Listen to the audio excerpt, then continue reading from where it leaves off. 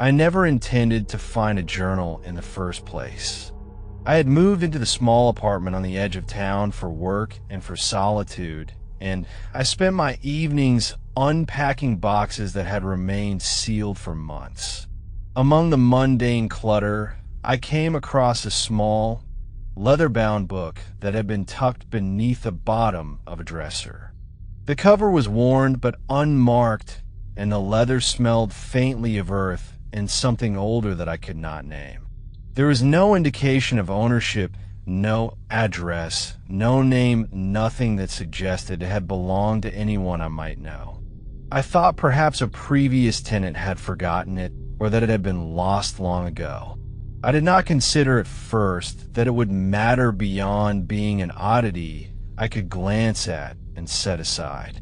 The first entries were ordinary enough as far as journal entries go. They described someone's day-to-day existence in a calm, measured way. The handwriting was neat and precise, as if each word had been measured before being set down on the page. The sentences were simple and reflective, and yet there was an underlying quality to them, a subtle unease that I could not immediately name. The writer described waking early, making breakfast, walking through the city streets, the sound of footsteps echoing against cobblestones, the routine and familiar faces of passers-by. The journal itself felt alive in a way that startled me, though it contained nothing that could reasonably cause alarm. I began reading each night, drawn to it despite myself. One evening I noticed that the handwriting had changed slightly. The letters were slanted in a way that suggested urgency, almost desperation, but the words were calm. The journal described the writer's experiences in vivid detail, beyond what I thought possible, down to the exact scent of bread baking in a street oven, the precise weight of a book in the hand, the color of a sky at dusk that was neither particularly beautiful nor ugly, but seemed to insist that it be remembered. I could not put the journal down, and I began to read while sitting on the floor of my apartment in the dim light of a single lamp. Then the first passage appeared that was impossible. The writer described the interior of my apartment exactly the way it was at that moment, the placement of boxes, my chair, the lamp, the small rug by the bed, down to the exact number of books stacked on the nightstand. I froze. The handwriting remained neat, but there was an intimacy to it, a closeness that felt intrusive, as though the hands that had written these words had been hovering over my shoulder without my noticing. I tried to convince myself it was coincidence that the journal had anticipated my surroundings, but the feeling of being watched seeped into my chest. I read further, unable to stop and simultaneously desperate to look away. The passages began to shift in tone subtly. The writer spoke not of routine, but of observing, of waiting, and of knowing things that should be unknowable. The journal described my habits before I had established them, the books. I had unpacked the meals. I prepared the music I listened to in the late hours. It described my movements in minute detail, the way my fingers traced the rim of a mug, the way I touched my own hair absent-mindedly. It chronicled them with a casual intimacy that made my stomach twist and my hands shake. I began leaving the journal closed for hours during the day, unable to meet its gaze, but at night it called to me with a quiet insistence that became impossible to resist. One night, I awoke to the sensation of pressure in the apartment, a subtle shift in the air, as though someone had been standing close by my bed, but when I opened my eyes, there was no one there. The journal lay on the floor, as it had the night before, but my mind could not shake the sensation of another presence, watching, listening, waiting. I approached the book with trembling hands, and when I opened it, the words on the page had changed. The neat handwriting was gone, replaced by letters that twisted and curled like tendrils. They were not wholly readable at first, but my brain forced them. In a sense, the words were familiar, and yet not familiar. They described the events of that very night in a chilling exactitude, the sensation of someone in the room, my waking, and the fear that had gripped me. From that night on, the journal dictated not only what I saw and did, but how I thought. I began to notice my own handwriting changing in subtle ways when I attempted to take notes elsewhere on scraps of paper or in notebooks I had used previously. My letters would slant like those in the journal, curves of words forming in ways that were not my own. Objects I had not touched appeared, placed neatly as described in the pages I had not yet read, and details in the apartment that had never been observed now existed for me, as if the journal had imposed them on reality itself. I felt caught in a slow erosion of my autonomy, a realization that my life was no longer mine entirely. I became obsessed with documenting the journal itself, recording dates, times, the exact phrasing and location of objects and actions described within. I filled notebooks with observations, sketches, diagrams, and transcriptions, but the more I documented, the more the journal seemed to respond. It altered its own passages as I wrote, sometimes changing words, sentences, even entire paragraphs to reflect my observations back at me. I began to understand that the journal was alive, in some sense aware of me, aware of my attempts to monitor, control, and record it. The journal was patient, it waited, it observed, and it was learning the rhythm of my life with an almost methodical precision. The first true terror came when I read a passage that described my sleep in detail, the room, exact temperature, the sound of my own breathing, the position of my hands. In the passage, the writer noted the placement of the journal on the floor beside my bed and the way I had touched its cover in the night before closing my eyes. I realized then that the journal had chronicled moments I had never even written down, moments that had never happened in the presence of anyone else, and yet they were accounted for there in neat, deliberate handwriting. I stared at the page, my pulse thundered in my ears, my vision blurred, and I could not move. I knew then that the hands that had written these words were not my own, and they had entered the most private corners of my life in ways I could not block or resist. Sleep became impossible. I began to sit upright, holding the journal in my hand, sometimes rocking slightly, whispering to myself to calm the rising panic. The words were fluid and insistent, and they could not be ignored. I would read for hours, tracing letters and sentences with trembling fingertips, absorbing every detail and sensing the presence of the hands that wrote them, as if they were pressed against mine, moving over the page, guiding my own.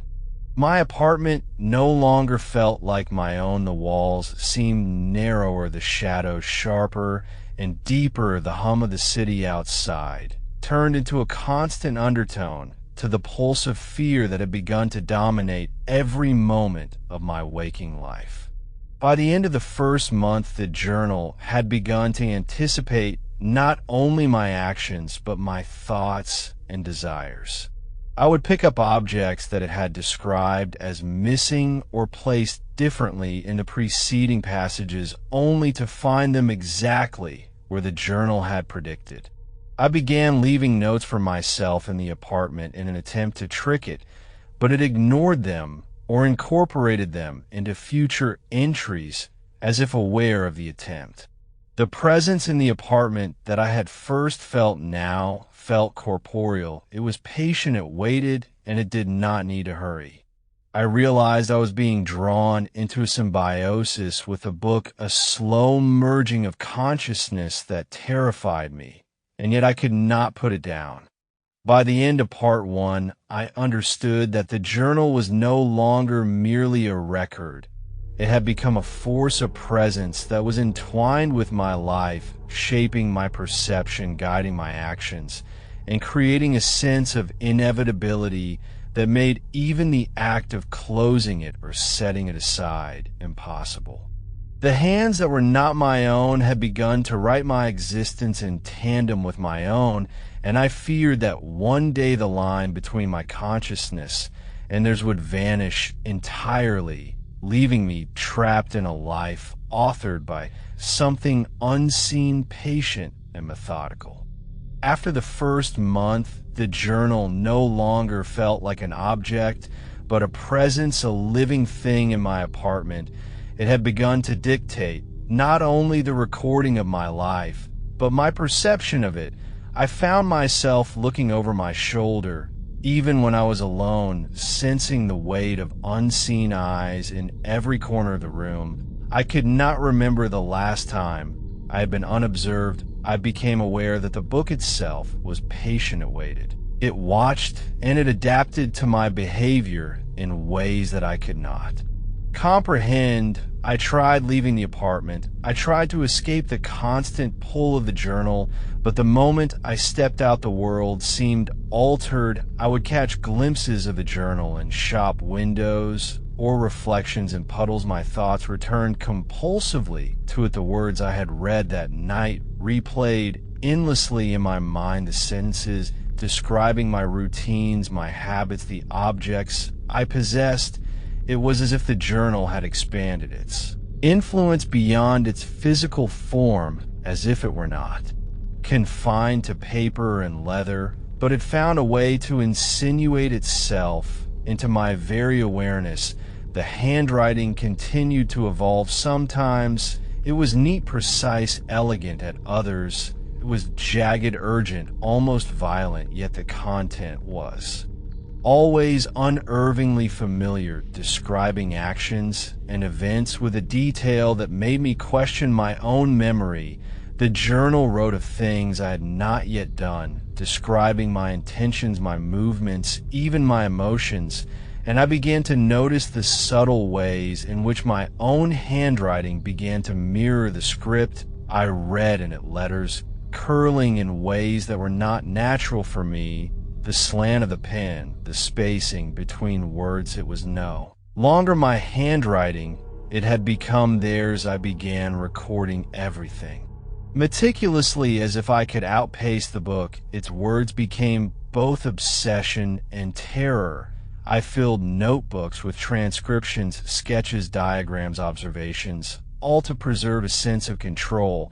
But the journal adapted with terrifying patience. Passages would change to incorporate my notes, my transcriptions rewritten as if the book were reading me, reading it, and responding in real time. It was patient, it was deliberate, it was methodical. And I could not shake the sense that every observation I made was being incorporated into its narrative. Sleep became fractured and brief. My dreams were invaded by the journal. It appeared on my nightstand, open or closed, depending on the whim of a force I could not perceive. I would wake to passages describing the exact positions of my body, the sensations I had felt, the thoughts I had entertained even before I had articulated them, the presence of the hands that were not my own pressing over my own hands, moving across the page, guiding me, dictating me, became impossible to ignore. I could no longer separate my consciousness from those objects. Began to vanish inexplicably. My belongings were described in the journal before I noticed them. Missing small items, my wallet, a pen, a pair of scissors would be written about in advance, and then discovered absent from their usual places. They had been relocated or hidden in ways that mirrored the journal exactly. I began leaving markers, notes, my own handwriting on scraps of paper, warnings to myself to try to regain some measure of agency. But the journal incorporated them, as if aware of my attempts to resist. Every gesture anticipated and accounted for. The apartment itself began to feel different. Rooms appeared larger. smaller, shifting subtly in ways that made me disoriented. I would pass a chair in the living room that I'd always kept against the wall and find it move the next day, exactly as the journal had described. The floorboards groaned in response to the passages I read, and sometimes the air seemed to thicken when the journal was open, its influence spreading further than I could measure. I began pacing the rooms, tracing patterns dictated by its entries. The apartment became a maze of space, constrained and yet unpredictable, as though reality itself had begun to bend under the journals. Well, by the second month, the journal was dictating not only my surroundings and possessions, but my emotions, my moods, my thoughts. It suggested anger or calm despair or elation in subtle ways. The words would slip into my mind during the day, phrases repeating in cadence with my heartbeat. I began to recognize the presence of a consciousness that was not mine, a careful, patient intelligence moving alongside me, shaping the rhythm of my life. I realized with horror that the journal was not passive, it was an active participant in my existence, and I had no choice but to allow it entry. The culmination of the terror came when I realized the journal began to reference my interactions with others, my coworkers, my friends, even strangers I had passed on the street. It described them in detail, including expressions, gestures, tones of voice, and anticipated conversations with a precision that made me question the limits of perception.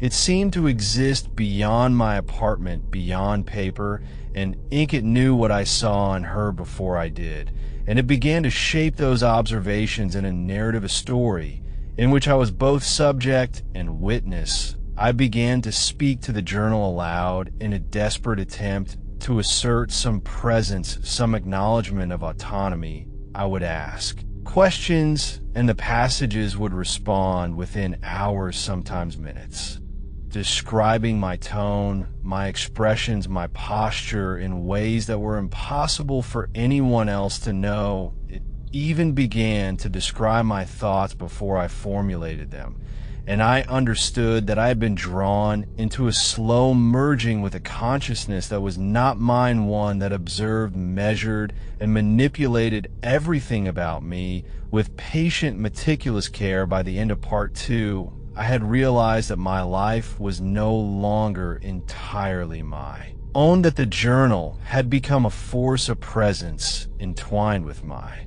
perception, my surroundings, my very body.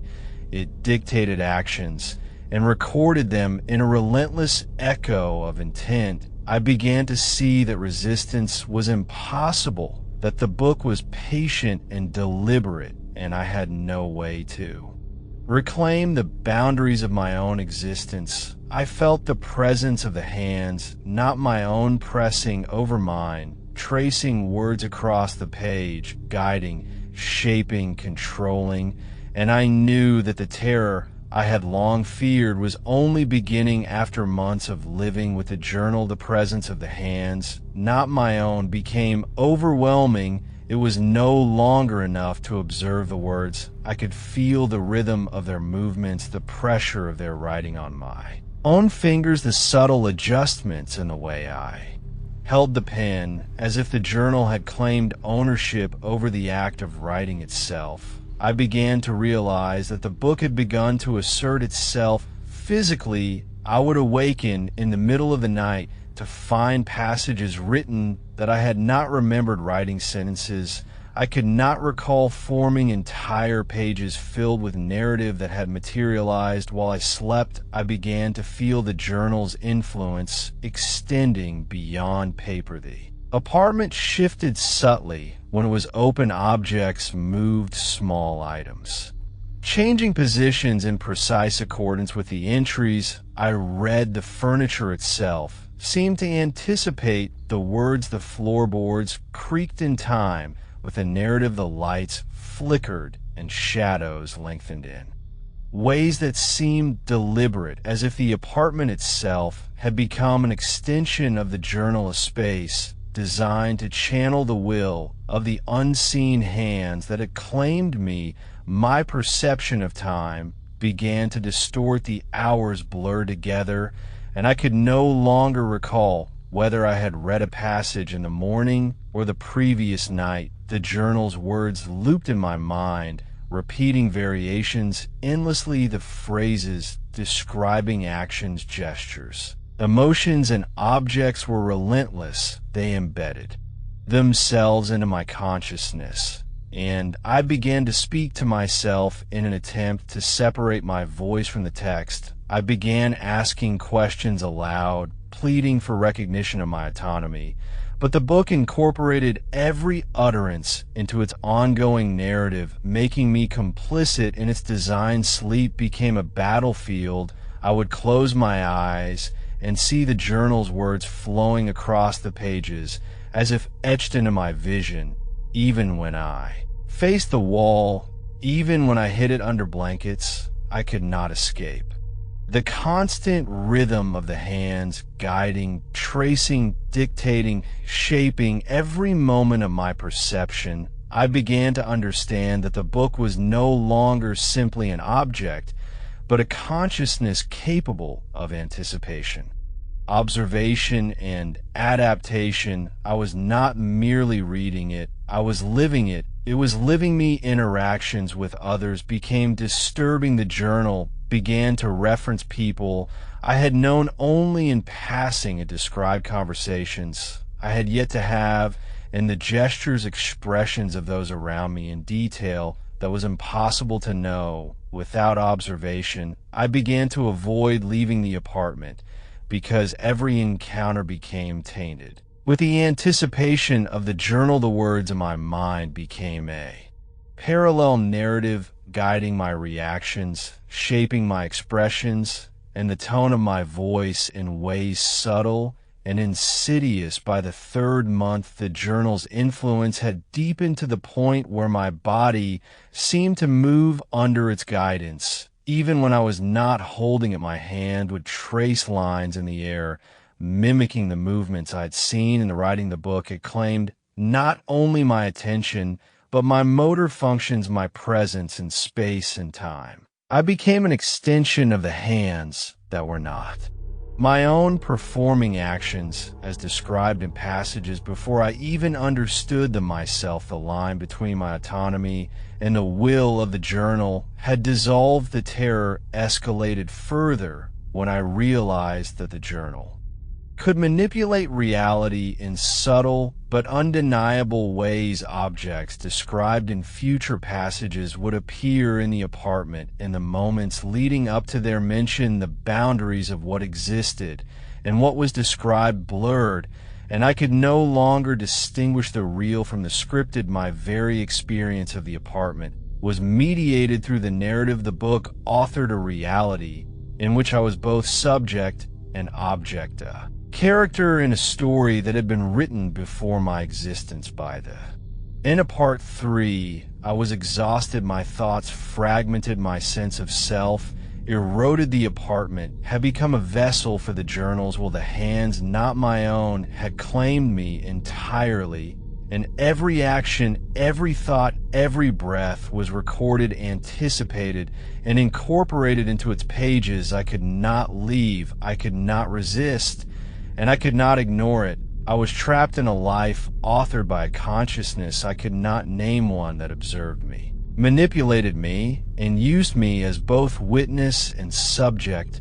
And I understood with absolute clarity that the book would not relent, that the terror was complete and total, and that my existence was no longer my own. By the 4th month, the presence of the journal had transformed my apartment into a chamber of relentless observation and anticipation. Every object, every shadow, every sound seemed to respond to its narrative, as if the book had woven my life into a tapestry it could manipulate at will. I could no longer distinguish my own intentions from those the journal inspired. My days were regimented by its passages. My movements traced lines dictated before I made them. My thoughts echoed words I had not consciously conceived. The hands that were not mine had claimed not only my writing, but my perception, my very consciousness. I tried desperately to reclaim control. I left notes for myself around the apartment, reminders to resist the pull of the journal to act independently. I moved furniture in defiance of descriptions in the pages, hoping to assert my autonomy. But each act of resistance was absorbed, incorporated, recontextualized into the next passage. The book seemed aware of my efforts. It recorded them as if observing an experiment. The handwriting shifted, subtly reflecting mockery, patience, or warning, and I began to feel the edges of my sanity fraying as the line between my will and the books will collapse entirely. Sleep became a battleground. I would close my eyes, and the journal's words would flow across the darkness, pressing against my mind, tracing movements, guiding me through dreams I could not claim as my own. Often I awoke in the exact position described in the pages. The furniture around me shifted subtly to match passages I had not yet read. Sounds that were never in my apartment echoed in the night, footsteps, scratching on walls, whispers in language I did not know yet understood perfectly. I realized with a suffocating clarity that the journal had become a conduit, not merely for observation, but for intrusion into my life and body. The book began to describe more than my surroundings. It chronicled my emotional states, my memories, my fears and desires. At first, the passages were subtle, noting a rising tension, a fleeting thoughtless sense of longing or dread.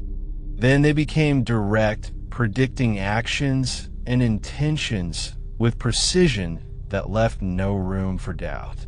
The hands not my own pressed across my thoughts, guiding, shaping, molding, and I began to speak aloud the words in the passages, sometimes unaware that I was reading from the journal in a voice that was not fully mine. The realization that the journal had begun to dominate not only my actions, but my consciousness filled me with horror beyond description. Objects continued to disappear and reappear according to the book's narrative. Items I had cherished for years were described in passages as being moved, hidden, or altered, and moments later they were. The book recorded the minutest details of my day, down to the placement of cutlery on a table, the angle of a chair back, the number of threads visible on a rug. I began to leave objects deliberately misplaced in an attempt to trick it, but the journal incorporated these attempts seamlessly into future passages, turning my resistance into part of its story. Interactions with others became nearly impossible. I avoided leaving the apartment, fearing that every gesture, every word, every glance would be predicted, described, and altered by the journal. Even when I spoke to people, the book anticipated their responses and chronicled them in exacting detail before they occurred. I became a puppet in my own life, a vessel for a consciousness that did not share my identity. The pressure of the unseen hands on my own pressed relentlessly. In every moment I could not escape them, and I understood fully that this was no longer a journal, but a being, a patient force that had entwined itself with every aspect of my existence. By the end apart, for I had become a ghost in my own life. The journal no longer merely observed it, inhabited it.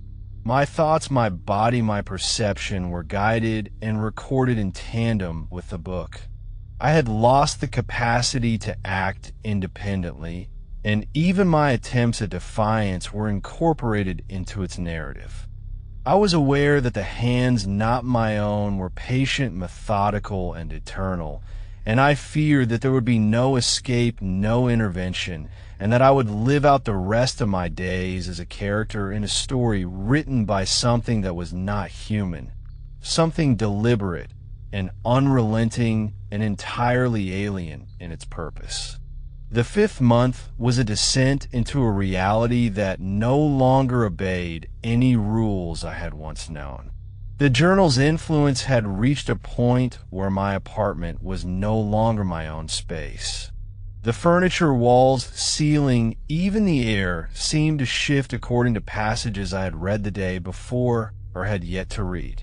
Objects appeared exactly as described in the journal. Sometimes before the passage had been written, my movements were anticipated, my thoughts chronicled, my emotions not only observed but directed. I could feel the hands that were not mine pressing over my own with a pressure that was real, tangible, guiding my fingers across the page in ways that were impossible to resist.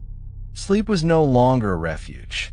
I would close my eyes and see the pages of the journal spread across darkness like a living entity, the words flowing across the room, tracing shadows, shapes, and movements. I could feel the book inhabiting my mind. It had begun to take over my internal monologue, rewriting my fears, my hopes, my desires into passages that existed simultaneously on paper and in consciousness. I spoke aloud, often unaware if the voice was mine or the voice of. The book of the hands, not my own, guiding my thoughts as though it were dictating, not merely writing, but life itself. The apartment seemed to pulse with the journal's presence.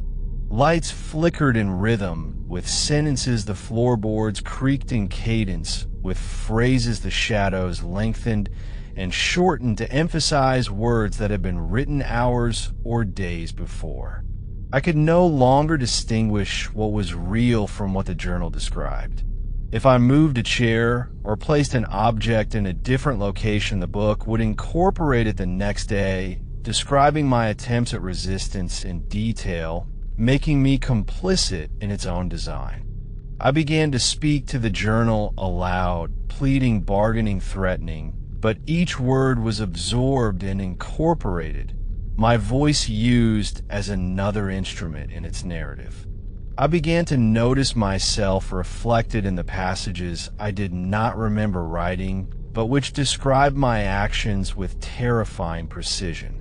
The hands, not my own, pressed over mine, sometimes when I was awake, sometimes in sleep, and the journal sentences chronicled my gestures before I even performed them. My own memory began to fail me. I could not remember whether I had acted independently or in obedience to its words. The book had claimed the passage of time, my perception, and my body. The line between me and the journal had been obliterated, and I realized with a suffocating clarity that I existed as an extension of its will. Objects I could not explain appeared or disappeared as though the journal had reached beyond paper and ink into physical reality. The air smelled faintly of leather and ink when the book was opened. The room temperature shifted when passages changed emphasis, subtle vibrations thrummed through the floor. In sync with narrative developments, the presence was not merely observed, it was experienced, it was tangible, it was everywhere and nowhere at once. I understood fully that the journal had become an entity, an intelligence, a force that had embedded itself in my consciousness and in the very space I inhabited. One night, I awoke to find the journal open on the floor, though I had placed it on the table beside my bed. Its pages moved as though turned by invisible fingers, and the handwriting curled into shapes. I had never seen letters twisting in impossible ways, yet I could read them perfectly. They described my awakening, my awareness, the rising fear, the pulse of my own heartbeat. And then it described my hands pressing over the book's pages, describing the hands that were not mine pressing over mine. I could not distinguish whether the writing predicted my actions or recorded them in real time. I could only stare, trembling, paralyzed by a terror beyond rational comprehension. As the nights continued, the journal began to describe my thoughts before I had them, my reactions before I could perform them. The hands not my own guided my actions with invisible pressure. Even when I tried to resist, the book would rewrite the passage, incorporating my defiance, making it an act of participation rather than autonomy. I felt my identity slipping away. My consciousness fragmented into layers, my mind a battlefield between self and the unseen author that had claimed me. Every heartbeat, every blink, every movement was chronicled, integrated, and anticipated in passages that appeared as if by magic. By the 6th month, the book no longer required my touch to write. It inscribed words in the air that I could see with my mind, I floating faintly above the physical pages, sometimes on walls, sometimes hovering in shadow. The apartment itself became a physical manifestation of the journal, its architecture shifting subtly to reflect passages I had read or had yet to read. I was trapped inside a narrative that I could not escape, a life authored simultaneously by the book and by hands that were not mine. Even my thoughts when I considered escape or destruction were incorporated, described and nullified before I could act. The final terror came slowly like a tide. One evening, I realized that the journal had begun to write not only my life, but my very essence. It described my history, my memories, my fears, my childhood experiences in detail beyond what I could recall or had ever written. The hands not my own traced the chronology of my life and wrote events I did not remember, performing descriptions of myself I did not recognize yet knew as true. My own consciousness became a chapter in the book's ongoing narrative. I understood in that moment that I would never leave, never escape, never reclaim my life. The journal had claimed me fully. Now I exist in a half-reality, a liminal state where the journal guides, observes, and records every instant of my existence. The apartment and the pages and I are intertwined. I cannot distinguish my thoughts from the words I read or wrote. I cannot tell where the book ends, and I begin. The hands not my own have claimed me entirely, and I know that they are patient and eternal, and I am now nothing more than a living passage in a story authored by something beyond comprehension, something that will endure long after I do, and I have accepted that the terror is permanent, unending, and complete.